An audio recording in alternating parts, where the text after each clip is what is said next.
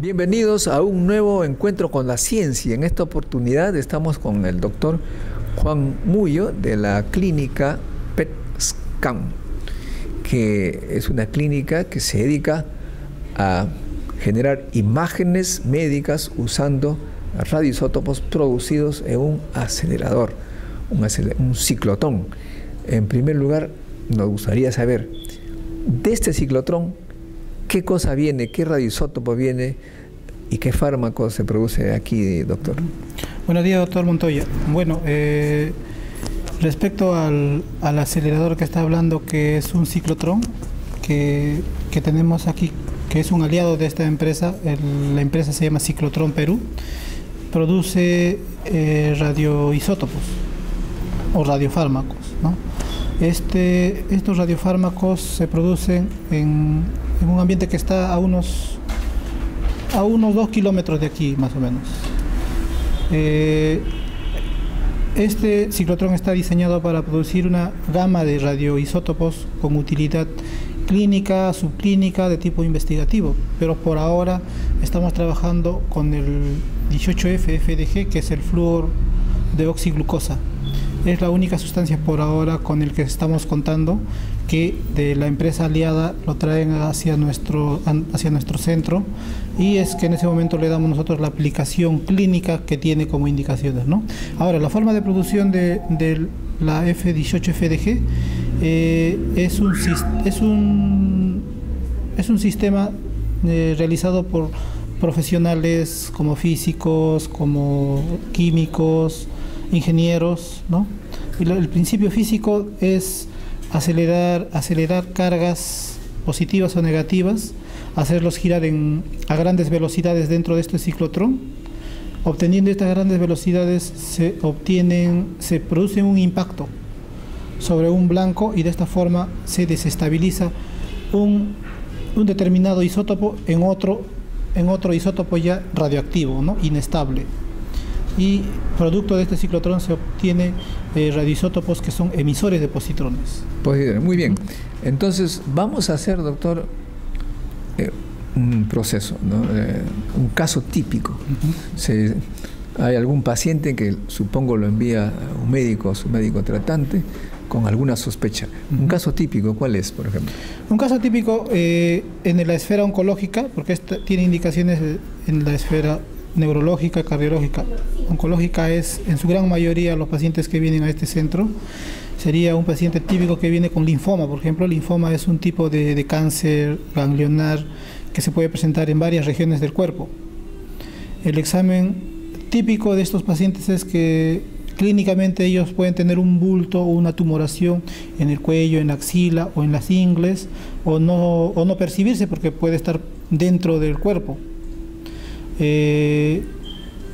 Al hacer una biopsia en una zona de la tumoración, ya sea en el cuello o en otro sitio, se obtiene un tejido y se obtiene un resultado que es ya el diagnóstico final, que sería un tipo de linfoma. Pero para el oncólogo no basta solamente tener el diagnóstico, él necesita saber la extensión. La extensión significa el estadiaje, hasta dónde está diseminado este cáncer, qué sitios abarca en el resto del cuerpo. Claro, porque si nosotros, por ejemplo, tenemos alguna muestra de sospecha de cáncer en la piel, inmediatamente hay sospechas que puede estar en otro lugar. Exacto. Y ustedes acá entonces hacen una especie de scan.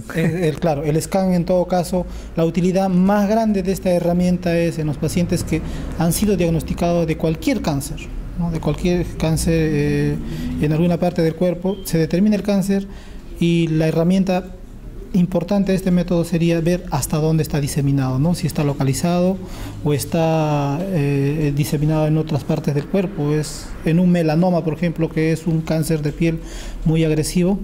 La forma de diseminación es incierta. Puede tener el melanoma en la piel y la metástasis puede estar en las pantorrillas, etcétera, ¿no? En zonas inesperadas. Por eso en este tipo de exámenes es que se hace un scan de cuerpo entero, de punta a punta, como decimos. Muy bien, vamos a hacer entonces, doctor, el recorrido de este paciente. Acá tenemos un voluntario. ¿Quién es el voluntario? Mira, acá tenemos, vamos a hacer una simulación. alumno de la ingeniería física. ¿Su nombre, profesor? Martín Colán, de Ingeniería Física, UNI. ¿Se va a someter usted por propia decisión a un proceso de simulación de cáncer? Sí, estoy de acuerdo. Muy bien. Entonces el paciente ya con un cáncer ya determinado ya, viene aquí a este ambiente y déjeme decirle que no sería la única indicación. Una de las indicaciones es la que antes nos infirió era respecto al diagnóstico. El diagnóstico también esta herramienta serviría como diagnóstico, pero es muy caro hacer un diagnóstico con este tipo de examen. Claro, me imagino. Sí, este tenía examen que hacer un scan total. Exacto. Y también para hacer diagnóstico tiene solamente indicaciones en unos puntos específicos que, por ejemplo, en determinar un nódulo en el pulmón si es positivo o negativo, o un paciente que haya alta sospecha clínica porque los marcadores tumorales de sangre salen elevados, entonces hay una sospecha, es que se puede realizar este examen. Un paciente que viene de la calle... Dice, yo quiero saber si ¿no? tengo cáncer. Exacto. No, señor. Este examen no le va a ayudar. ¿no? Se tiene que hacer los pasos que se indica en el manejo clínico, en la lógica, ¿no? Si uno quiere hacerse evaluar, primero va donde el neumólogo, le pide algunos exámenes, si quiere hacerse una evaluación a nivel gastrointestinal, va donde el gastroenterólogo, etcétera. Entonces de esa forma se tiene que ir buscando. Entonces que un paciente venga, si una persona de la calle venga y quiere ver si tiene cáncer, este examen no le va a ayudar casi, ¿no? Sospecho que hay gente que viene así, ¿no? Sí, sí viene. Pero entonces aquí esta clínica se caracteriza por la seriedad y no realizar en forma masiva el examen, porque si lo hacemos así va a perder credibilidad porque se va a tergiversar la verdadera utilidad de este examen, ¿no? Muy importante, amigos. No venga usted acá a decir, oiga, quiero saber si tengo cáncer. No, eso tiene que ser un médico que haya tenido o tenga una sospecha de un tumor por los síntomas que ellos conocen muy bien. Entonces, se supone que el señor Colán ha venido con un diagnóstico de una manchita en algún lugar, ¿no? ¿Y cuál es diagnosticado cáncer, ¿no? Entonces, ¿cuál es el proceso? ¿Qué hacemos con él? Entonces, el paciente viene con su orden ya, viene aquí a nuestro centro, se acerca a counter. Counter lo manda a este ambiente que se llama sala de entrevistas. Entonces, en esta sala de entrevistas el paciente pasa y aquí se hace una entrevista siguiendo todos estos pasos se hace una entrevista siguiendo todos estos pasos en forma esquemática que tenemos en este flujograma. Entonces al paciente yo lo invito a sentarse en una de estas sillas y procedo yo a obtener los datos respecto a la orden que viene con su médico. Ha sido, por ejemplo, un melanoma en el hombro como enfermedad primaria y quieren saber hasta dónde está diseminado este melanoma, ¿no? Entonces aquí se hace una entrevista para obtener todos los datos clínicos porque puede tener una infección aparte. Esta sustancia también brilla en lugares infecciosos, inflamatorios, entonces hay que tener todos esos datos para ver que el paciente no haya tenido, por ejemplo, una operación en otro sitio reciente, un golpe o alguna otra causa que pueda falsear la interpretación del examen, ¿no? Esa es la primera parte. La segunda parte es explicarle al paciente este nuevo método de imagen, explicarle las bondades, las utilidades y también en lo que no le podría ayudar, ¿no? Y darle las indicaciones generales porque el paciente va a estar con una sustancia radioactiva en el cuerpo, se va a introducir una sustancia en el cuerpo. Entonces tiene que tener unas consideraciones respecto a la forma de eliminar adecuadamente esta sustancia radioactiva, principalmente por vía urinaria. Entonces aquí tenemos el flujograma. En este ambiente se hace la entrevista médica. En el ambiente que está contiguo a esta área se hace la parte de enfermería, de pesar al paciente, de colocar una vía endovenosa. Se le lleva a un ambiente que está en la parte posterior, que vamos a ir en un momento. El paciente reposa en ese ambiente, se inyecta el radiofármaco, el 18F-FDG, reposa el paciente 1 hora, 60 minutos. Luego de eso pasa al equipo ya en sí a hacerse el scan. Se hace un scan con tomografía y un scan con PET, o sea, es un PET-CT. Y luego de eso el paciente ya se retira, ¿no? El procedimiento dura más o menos unas 2 horas a 2 horas y media desde que el paciente llega aquí. Entonces, sigamos el flujograma. Este es el ambiente del área pequeña, el pequeño ambiente de enfermería. Es pequeño porque la principal utilidad va a ser colocar una vía endovenosa al paciente en esta zona. Aquí no se maneja material radioactivo, solamente se le toman las funciones vitales, se le mide la glucosa, y en una vena periférica en el brazo o en el miembro donde no está la lesión, porque supongamos que la lesión está en este hombro, en esa zona no colocamos la vía, sino en el brazo contralateral, ¿no? Y así para cualquier patología, pacientes que vienen por cáncer de mama, si está en el izquierdo, la inyección se coloca en el lado derecho, ¿no? Siempre obteniendo una lógica de tener la zona de la inyección alejada de la zona principal de lesión. El paciente se coloca su vía endovenosa aquí. Una vez que se ha colocado su vía endovenosa, el paciente pasa al ambiente posterior.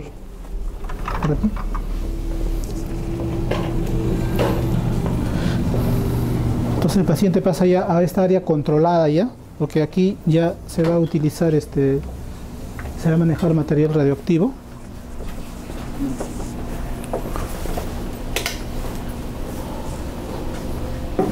Aquí. Hola, ¿cómo estás? Muy bien. Entonces el paciente en su primer momento ya viene a uno de estos dos ambientes. A estos sillones nosotros le pedimos que se acomode. Esto lo hace enfermería. Tenemos una enfermera que especializada en este tipo de manejo de estos pacientes. El paciente se acomoda en estos sillones por un lapso de unos 15 minutos en un reposo, un relajo. El paciente ya está siendo monitoreado con las cámaras que tenemos aquí, para nosotros controlarlos desde el otro ambiente, cualquier situación o evidenciar cualquier alteración funcional en el paciente, o si el paciente requiere alguna ayuda, utiliza este llavero. Este es un llavero en el que con solo presionar nos hace ver que el paciente requiere algo desde el otro ambiente. Entonces la enfermera puede venir a apoyar, o si es que es un caso ya con algún problema médico o algún tipo de descompensación, es que acudimos nosotros los médicos para asistir y brindar el problema que se pueda generar, ¿no? Entonces el paciente, una vez que reposa 15 minutos, viene el tecnólogo. El tecnólogo es otro personal capacitado, altamente especializado en el manejo de estas sustancias. Viene con el radiofármaco ya en el coche. Podemos ir a ver ese ambiente de donde él trae el material radioactivo mientras el paciente reposa aquí. Este ambiente es el ambiente donde nosotros lo llevamos el cuarto caliente, porque aquí es donde la sustancia, el radioisótopo, el radiofármaco producido en ciclotrón, trae y llega a este ambiente. En este ambiente llega ya unidosificada ya, en una sola dosis para cada paciente que vamos a realizar en el día, y viene aquí. Entonces el tecnólogo hace la última medida, tiene sus medidores aquí específicos para la eliminación de desechos radioactivos. Entonces el paciente, el tecnólogo ya lleva ya la dosis específica para la hora específica. Los tiempos son muy importantes en este tipo de manejo de esta sustancia, y lo lleva en este mochilito de aquí. En este contenedor, ¿no? Aquí lleva la sustancia hasta el otro ambiente, en este cochecito que está ahí afuera, ¿no? Entonces el tecnólogo lleva la... Esto se pasó.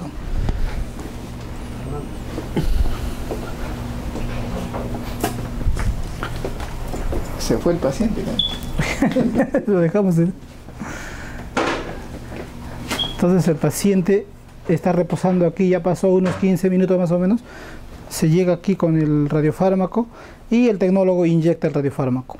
Entonces a partir de ahí es el tiempo cero para nosotros, que se empieza a contabilizar. Nosotros lo vemos viendo desde el otro momento, es que el paciente acaba de reposar por una hora. Por una hora exactamente. Tratamos de que sea siempre a los 60 minutos. Una vez que el paciente ha cumplido ese tiempo, es que va a pasar al ambiente ya de la realización del PET-CT. Entonces este ambiente son los ambientes de reposo para otro paciente en el otro ambiente, incluso para pacientes en camilla, ¿no? Entonces, el paciente cuando cumplió su hora ya de reposo con el radiofármaco, pasa al equipo PET-CT.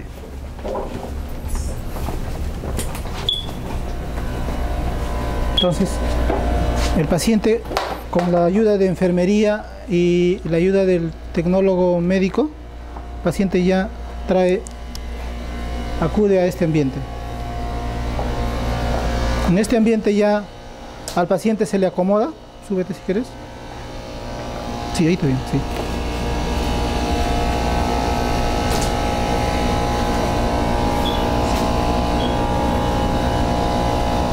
Con tus brazos arriba.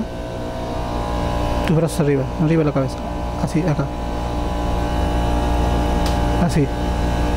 Acá pon tus manos. Ahí no, así. Entonces el paciente se le acomoda de esta forma. Y ya ahora el equipo está apagado, no podemos hacer la simulación, pero el paciente entra a este equipo, en el que el equipo ya consta de dos tecnologías de producción de imagen con diferente principio físico. En la primera parte está la tomografía, porque se ve dos partes ahí, y la segunda parte está el PET, los cristales del PET. A ver, entonces, aquí por el color se ve. Sí. La parte blanca interior es exacto. Para tomar imágenes de tomografía convencional. Bueno, entonces son imágenes tridimensionales, ¿no? Son imágenes tridimensionales, sí. Y luego la segunda mitad es el PET. Ahí hay detectores. Exacto. Cristales. Hay pequeños cristales distribuidos a nivel de todo el anillo. Y estos cristales son los que van a detectar la radiación, ¿no? Claro, ahora hacen en coincidencia un cristal aquí y otro acá. Exacto. Exacto. Allá. Este es una aniquilación. Exacto. Guarda la memoria. Exacto. Es que el principio ya de tener ya la sustancia radioactiva en el paciente, la flúor de oxiglucosa, al ser un emisor de positrones, los positrones se van liberando en la materia, o sea, en el cuerpo del paciente, es que va a colisionar con los electrones adyacentes. Claro. Entonces la colisión del electrón con el positrón es que va a producir una aniquilación. Producto de esta aniquilación se produce dos fotones en una dirección en sentidos opuestos. Entonces, y son detectados por los cristales ahí en sentidos opuestos, ¿no? Y así en 360 grados se puede obtener un barrido en 3D del paciente, ¿no? Entonces la computadora se guarda exacto. Una cantidad increíble. Exacto, una cantidad inmensa de datos, ¿no? Que esto después los procesos. Sí, hay software especializados ya, ¿no? Que obtienen la parte de la reconstrucción, le decimos, a las finales de todas las coincidencias. Y van a resaltar los sitios donde ha habido mayor depósito de esta flúor de oxiglucosa. Al llamarse glucosa, es que va a depositarse en mayor cantidad en los tumores. En alguna parte podría haber un tumor insospechado, una metástasis insospechada. Esta metástasis tiene alto consumo de glucosa. A nosotros inyectar esta flúor de oxiglucosa, en esa zona va a haber mayor brillo, mayor representación de enfermedad. Muy bien, entonces allá todos los datos se guardaron en la computadora que está allá. Doctor Muyo, entonces el paciente ha estado en posición de emisor de radioactividad. Esta radioactividad, estos rayos han sido detectados por una infinidad de cristales. Todo eso se ha guardado en esta computadora. Sí, y luego hay un software que hace el tratamiento, ¿no? ¿Qué es lo que sigue? Claro, cuando llega aquí la información, entonces esto al manejar bastante cantidad de datos, es que se tiene 4 computadoras, aquí dos CPUs y aquí otros 2,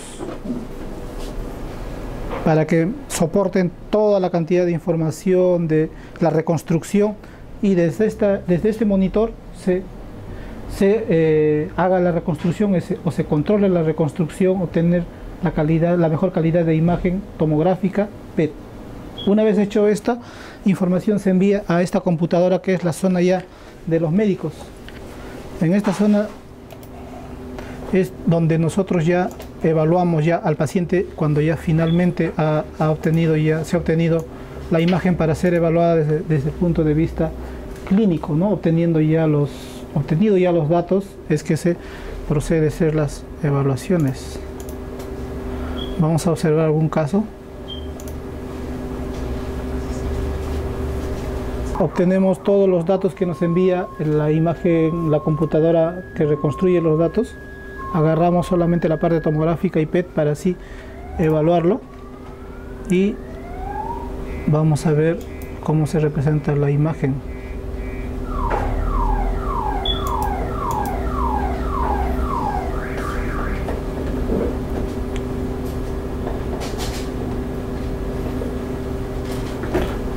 Se obtiene todas las imágenes del PET y las imágenes de la tomografía y se obtiene este tipo de imagen.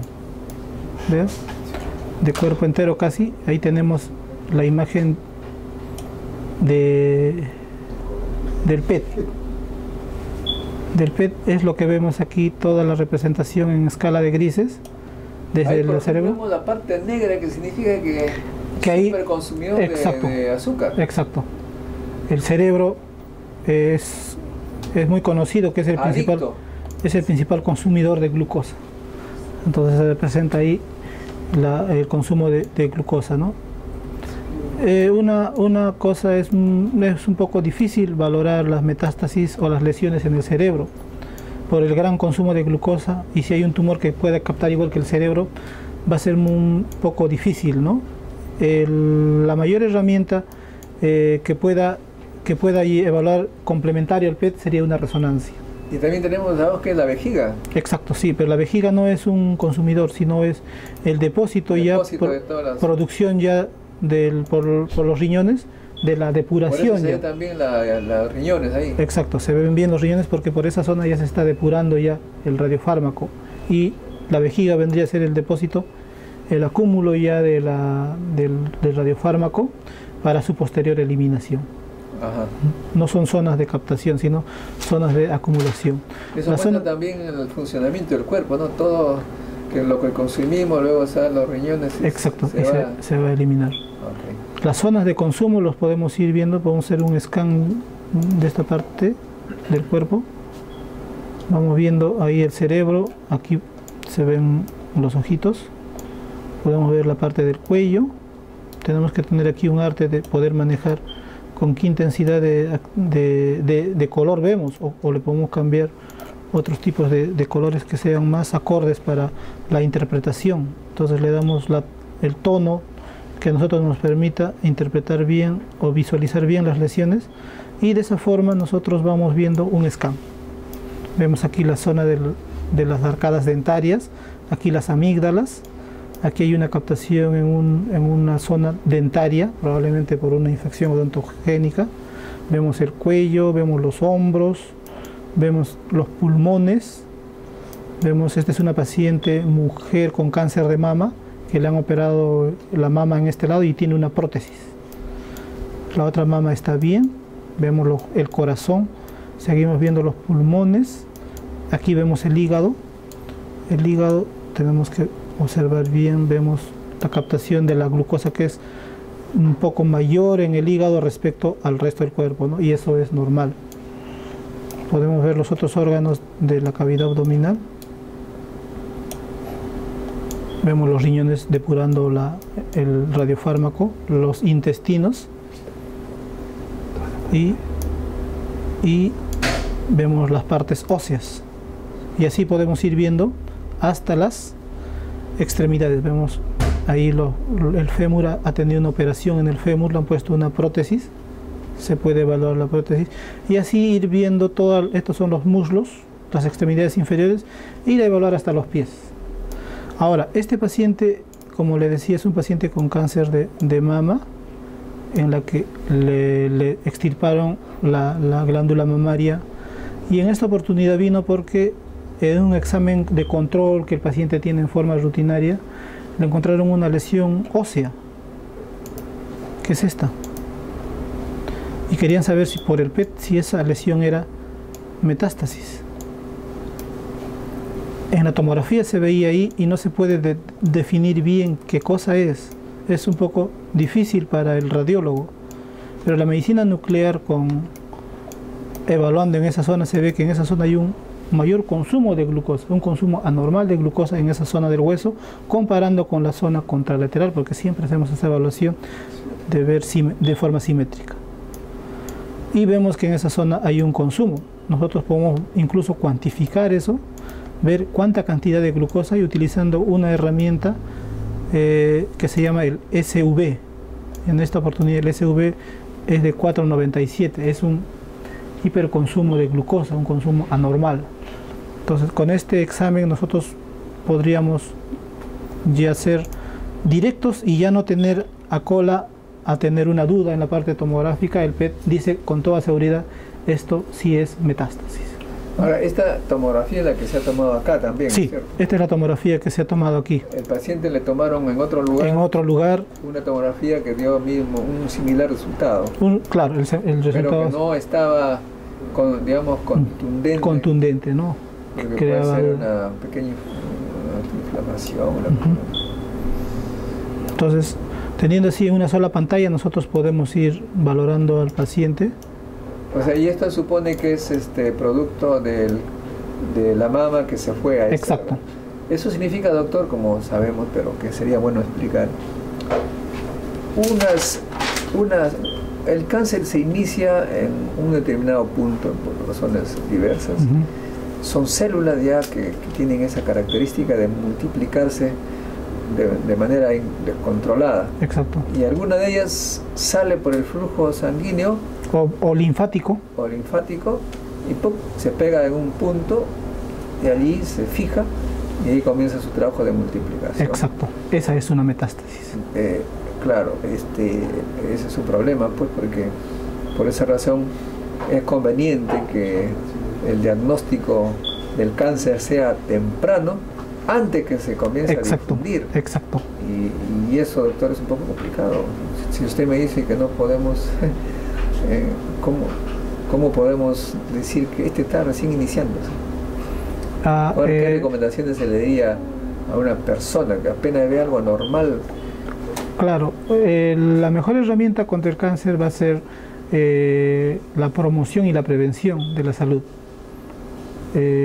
Explicar a cada paciente, a las mujeres, hacerse un chequeo por ellas mismas, mamario, revisarse la mama, más sabiendo si en un antecedente, en la mamá, en la abuela, o en antecedentes anteriores hayan fallecido por cáncer de mama, por ejemplo. Entonces, porque tiene una tendencia genética. Exacto, tiene una predisposición genética en la que esa generación, cualquiera de ellas pueda presentar también cáncer. Entonces en ellas, estas pacientes tienen que hacerse ya no un examen mamario, sino ya un examen con imágenes, ¿no?, buscando la causa. Y apenas se detecte, ya sea por vía de palpación o por un examen de ecografía, mamografía, dependiendo de la edad, es que se pueda actuar así precozmente, ¿no? Y una vez que se encuentre la enfermedad en forma localizada, se haga el procedimiento que sería una cirugía de tipo curativa. Para la cirugía, si bien se puede extirpar toda la mama, está justificada porque se va a extirpar también todo el tumor. Doctor Muyo, en Lima, en Perú en general, hay aparentemente un incremento de cáncer al estómago, producto de la comida chatarra que se come y pues los malos hábitos de consumo, ¿no?, de alimentos.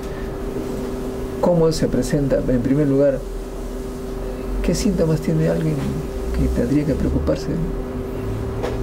Los síntomas de un paciente con cáncer de estómago al inicio es asintomático. Ese es el problema. Claro.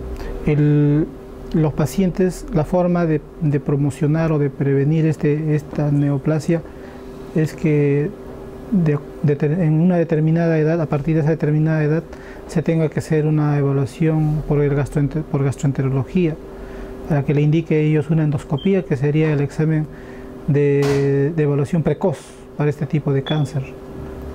hace una endoscopía con una lente, llega hasta el área de las paredes del estómago, de la cavidad estomacal. Anualmente, doctor, es un problema. Exacto, o sea, tiene sus periodos de realización que lo manejan los mismos gastroenterólogos, los mismos clínicos.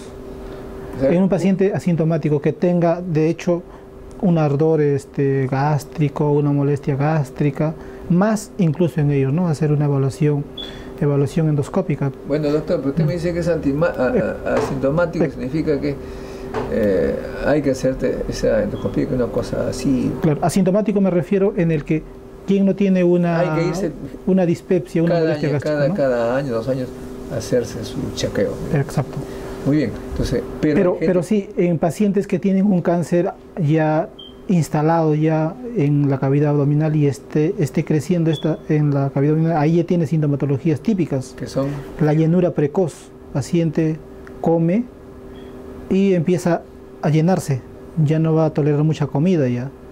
Ese síntoma se llama llenura precoz. La primera cuchara ya está llena. Exacto, a las finales llegaría a eso.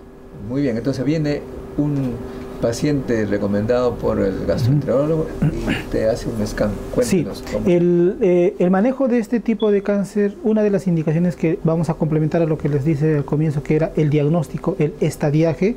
Otra indicación es el reestadiaje. El reestadiaje significa que el paciente ya lo detectaron, ya le hicieron una evaluación de extensión de enfermedad, ya lo operaron, ya lo trataron con quimioterapia, radioterapia.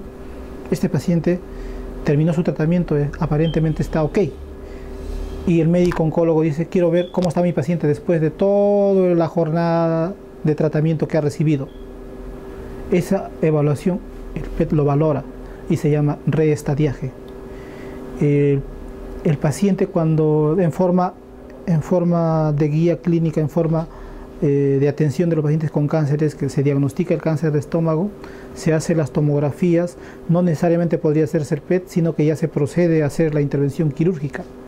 Al paciente lo operan, lo tratan. Una vez tratado, estos pacientes con cáncer vienen generalmente después de haber sido operados de un cáncer de estómago para un reestadiaje. Y aquí tenemos un caso que sería un caso típico, como el que siempre nos viene aquí al PET scan. Este es un paciente que viene para el PET. Nosotros vemos la imagen del PET, se ve unos focos anormales aquí en la cavidad abdominal. Evidente, ¿no? Sí, pero no son contundentes hasta que uno no los evalúe en forma de las imágenes axiales. Claro. Evaluamos entonces la parte, exacto, voy bajando, veo el hígado, veo la tomografía, el PET y la fusión. Y aquí vemos una zona brillante, exacto, una zona que brilla de glucosa, y hay una zona en la que en la tomografía podemos ver que son los clips metálicos por la operación, o un material hiperdenso que ve la tomografía, que sería la zona de la operación, la zona donde cortaron el esófago, sacaron todo el estómago y unieron el intestino. Esa unión es esa zona. Y en esa zona hay un brillo anormal. Claro, que significa que todavía hay ahí el tumor.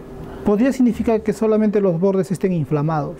Ah, ya, muy bien. No necesariamente puede ser cáncer, porque puede ser una zona de cicatrización que todavía esté formando un granuloma, una cicatriz que tenga una infección, ¿no? En todo caso, en esta zona, si vemos eso y vemos nosotros las características, cómo se ve en el PET, no se ve como un foquito así como el cerebro, en esa zona que brilla así. En todo caso, no nos podría aventurar a decir que hay enfermedad ahí. Que haya una inflamación, sí, porque la inflamación también capta glucosa. La recomendación acá sería en todo caso que este paciente se haga una endoscopia. Estudia que estar tranquilo, como exacto. Todo, y todo normal, exacto. Salvo... Desde la entrevista es que se tiene que ver si el paciente ha tenido un golpe, una operación en alguna zona del cuerpo. Muy bien. Cuando encontramos esta zona, nosotros lo reportamos y lo ponemos en el informe, que al evidenciarse esta zona que nos parece una inflamación, de todas maneras se requiere una endoscopía, una evaluación de esa zona, para ver si por la vía endoscópica hay algo anormal.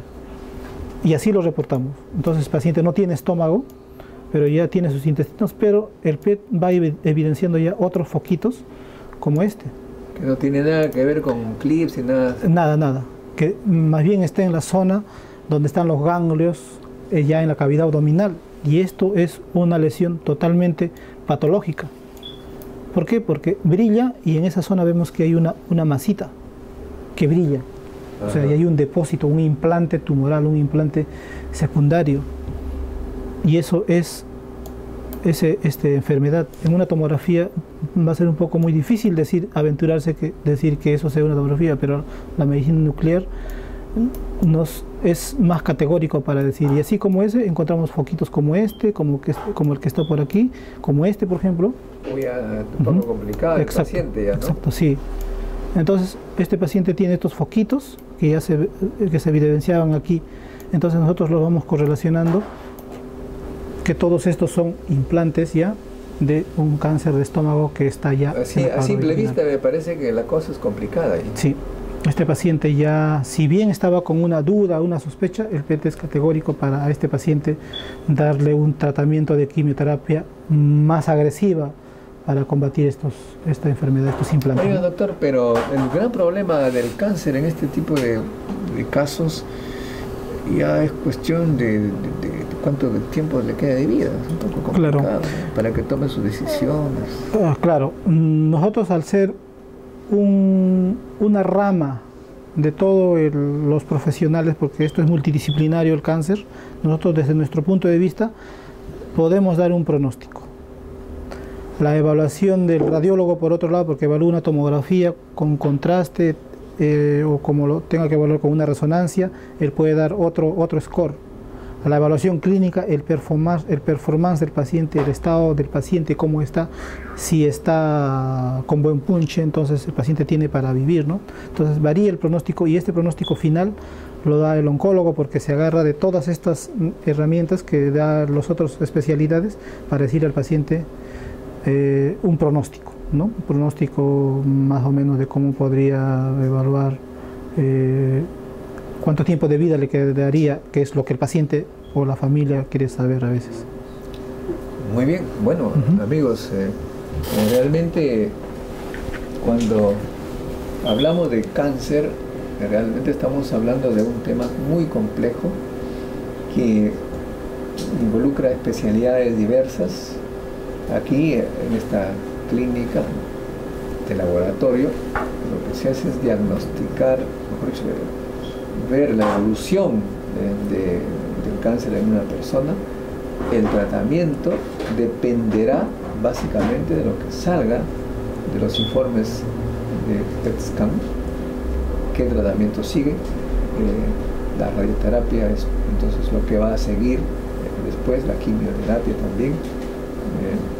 Lo importante, amigos, es que en este campo es necesario ciencia y tecnología, y en ese sentido nosotros estamos con esta formación de la maestría en física médica, que forma parte de una profesión dentro de esta interdisciplinariedad. ¿Cómo usted evalúa la participación de los físicos médicos, doctor, en este campo? Los físicos médicos tienen una participación activa en este tipo de pacientes. Ellos son los que se encargan de que los equipos que nosotros manejamos, que los equipos que van a producir este tipo de imagen estén en todas las condiciones óptimas. Tienen que hacer la calibración de los equipos, que estos cristales estén en buenas condiciones, que no falle ningún cristal, porque si falla un cristal podría no evaluarse bien el PET.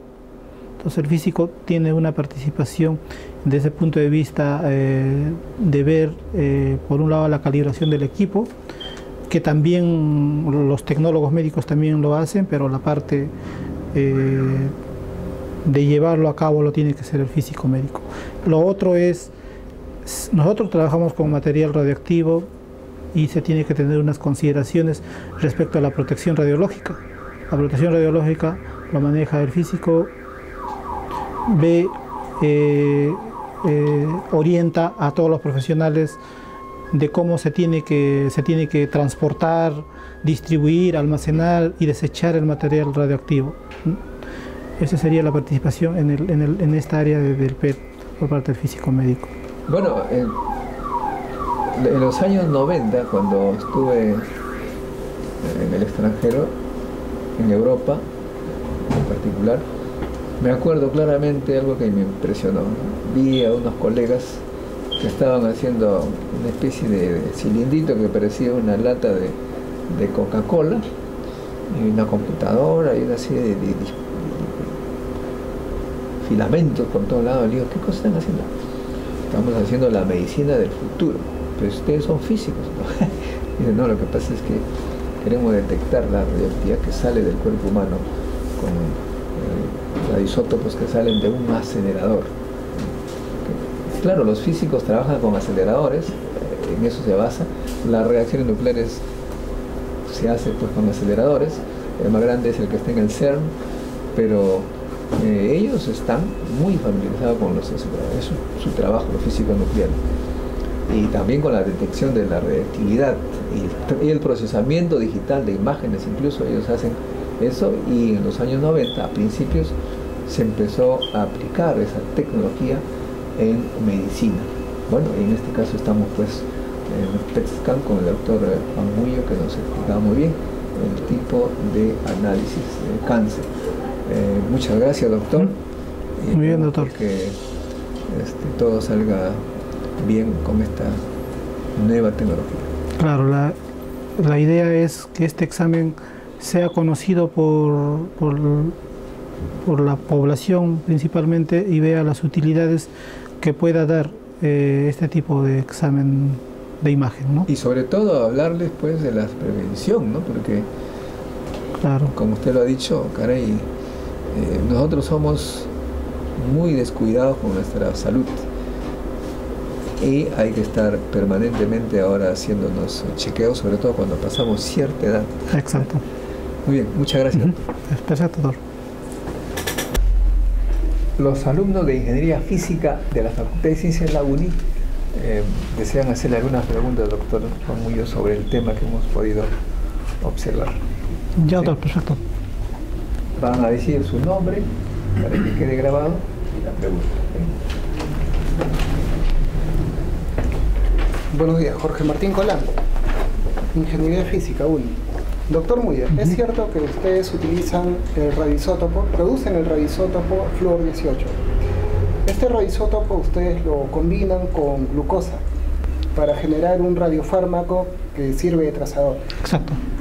¿Existe también, aparte de la glucosa, otros componentes o otras sustancias bioquímicas? Exacto, sí existen. A nivel de Sudamérica, países como Chile, Colombia, Argentina, utilizan estas sustancias, estos radioisótopos marcados con otras sustancias químicas, con otras señales, receptores de las células, aminoácidos, péptidos marcados con emisores de positrones. Sí se hacen ese tipo de imágenes. Algunas tienen muy buena utilidad clínica, pero la gran mayoría está en la fase de investigación. Aquí en el Perú, por ahora, estamos trabajando con este radioisótopo marcado con glucosa, que de hecho a nivel mundial es el caballito de batalla, porque prácticamente esta sustancia permite realizar 90% de todos los exámenes. El otro 10% estaría dado por todos los otros emisores de positrones marcados con otras sustancias químicas o algunos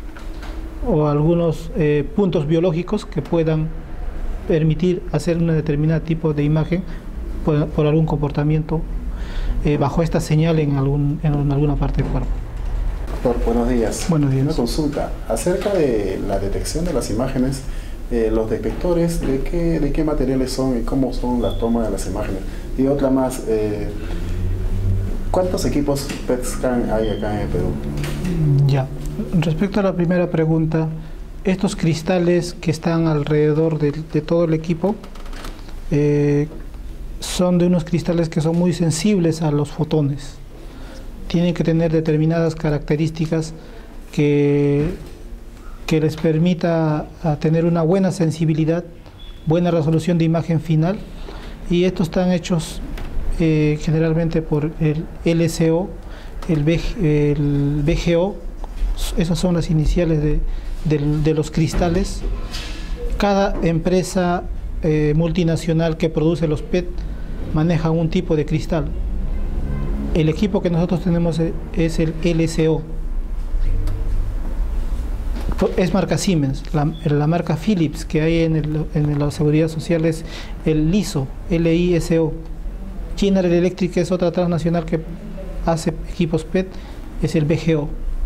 Cada empresa tiene su cristal, y estos cristales desde el punto de vista físico analítico tienen sus características, como les decía, para detectar mayor sensibilidad, el espera de tiempo muerto, etcétera, determinadas características, pero a las finales cualquiera de ellos dan una calidad de imagen muy parecida, ¿no? Respecto al número de equipos PET que hay aquí en el Perú, en la parte privada este es el único. En la parte pública ya están instalados 2 equipos PET, uno en el Hospital Almenara y otro en el Hospital Revaleti, hospitales de salud. Actualmente en el Hospital Revaleti están en prueba y en el Almenara ya está en puesta ya de la realización de estos exámenes. De hecho, yo trabajo también en el Almenara y ya estamos realizando exámenes PET. Compramos esta 18 FDG al Ciclotron también, que es la empresa que provee a esta empresa, a PETScan. De hecho, el seguro tiene ya instalado un ciclotrón en el Hospital Negreiros que va a producir sus propios radiofármacos. Incluso tiene ya en puesta para que de inicio funcione con otros radiofármacos, como era respecto a tu pregunta, ¿no? En todo caso tenemos 3 equipos PET-CT instalados en Lima y 2 operativos ya en la actualidad. Doctor, el diagnóstico del cáncer que se hace acá, si en caso no tendría cáncer, todo el depósito del F18 estaría en la vejiga. O sea, de ahí podemos decir que no está con cáncer. Claro, al inyectar el radiofármaco al paciente, el objetivo de este examen, tanto para el paciente como para nosotros, es ver si hay depósitos anormales o no en alguna parte del cuerpo. Si no los hay, en buena hora, bien por el paciente, ¿no? Le damos una información a favor, que no habría enfermedad en otra zona. Si es positivo, lo inverso. Pero el acúmulo de la vejiga se va a dar siempre porque va a ser el vía de eliminación fisiológica del radiofármaco por vía urinaria, ¿no? Pero siempre acá vienen con un diagnóstico, ya que digan que se haga un examen para saber si está con cáncer, y la probabilidad es que siempre ustedes han conseguido que sí tiene cáncer o algunas veces que no. Es que la mayoría de pacientes que vienen aquí vienen con un diagnóstico ya de cáncer. Que vengan para hacer diagnóstico, los hay, pero es muy poco que venga a diagnosticarse cáncer porque tiene un nodulito en el pulmón que está ahí, que no crece o que ha crecido un poquito y no es muy convincente por la tomografía, y todos están en una incertidumbre, el paciente, el médico, etcétera. Entonces el PET pueda valorar eso, si es que tiene más signos de malignidad o no, para que el paciente se opere, por ejemplo, ese nódulo. La otra situación es un paciente que tiene fiebre de forma desconocida y no sabe por qué, y igual crea incertidumbre en los médicos que lo tratan. Ha ido a varios especialistas y ninguno le dice persiste la fiebre. Entonces, por la incertidumbre que crea a los médicos tratantes, por los resultados insatisfactorios que hay con otros métodos, es que se hace el PET con una finalidad de diagnóstico. Pero la mayor indicación para que te lo lleves y para que todas las personas que vean esto es que el paciente, la mayor utilidad de estos pacientes debe ser que tengan un diagnóstico ya confirmado de cáncer y ver hasta dónde está diseminado su cáncer. Y la otra situación sería en los pacientes que ya han sido tratados ya por operación, quimioterapia, radioterapia. Ha habido una respuesta favorable, pero este término de respuesta favorable lo puede dar el PET con una indicación que se llama reestadiaje. Hay otra de seguimiento, que es cuando el paciente efectivamente se estabilizó, ha estado bien todos estos 6 meses, ha estado bien los otros 6 meses, y al año se quiere ver cómo está el paciente, se puede hacer con un PET para ver si sigue bien. Eso sería un seguimiento de enfermedad. Otra indicación del PET es cuando el paciente está todo ok, pero hay un examen por ahí que está empezando una tomografía, una imagen que no estaba y que produce sospecha, o un marcador de cáncer en alguno de los exámenes de sangre se elevó o se está elevando poco a poco, entonces ya está dando de que puede haber una sospecha. Esa indicación se llama sospecha de recurrencia o sospecha de que esté volviendo el cáncer, también es una indicación de cáncer. Y la otra indicación que más adelante va a tener utilidad se llama valoración precoz de respuesta al tratamiento. ¿Eso qué significa? El paciente le diagnosticaron cáncer, le encontramos hasta dónde está diseminado, ese PET lo tenemos como un PET basal. El paciente recibe 3 ciclos de quimioterapia o 2 ciclos de quimioterapia, nada más de los 6 que tenga. Después de esos 2 o 3 ciclos de quimioterapia viene a hacerse un PET para ver si la quimioterapia le está siendo efectiva o no. Nosotros vamos a valorar la cuantificación del SV, cómo estaba en el basal y cómo estaba después de 3 ciclos de quimioterapia o 2 ciclos de quimioterapia. Vemos la diferencia porcentual. Si hay un determinado porcentaje, esto está mejorando, o sea, está disminuyendo la intensidad de captación entre uno y el otro, significa que la quimioterapia está yendo bien. Y le podemos decir al oncólogo que siga con los otros ciclos de quimioterapia y que finalice porque va a estar yendo bien. Pero si sucede lo inverso, ahí estaría la verdadera aplicación. Acá tiene un valor, pero este valor ha aumentado a pesar de los 3 ciclos de quimioterapia.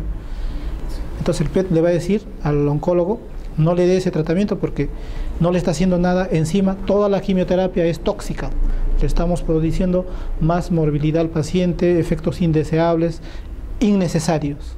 Entonces esta indicación del PET se llama valoración precoz de la respuesta al tratamiento, que es también una de las indicaciones del PET, ¿no? Bueno, amigos, en este encuentro con la ciencia hemos podido observar las bondades de la medicina nuclear, en especial el uso del PET scan, una herramienta para hacer un seguimiento detallado y eficaz a los tratamientos del cáncer. Y los alumnos de Ingeniería Física de la UNI, supongo que están contentos, ¿o no? Sí, conforme. Muchas gracias, doctor Muyo. Muy amable de haber usado este sábado para nosotros, y con nosotros, amigos, hasta un nuevo encuentro con la ciencia.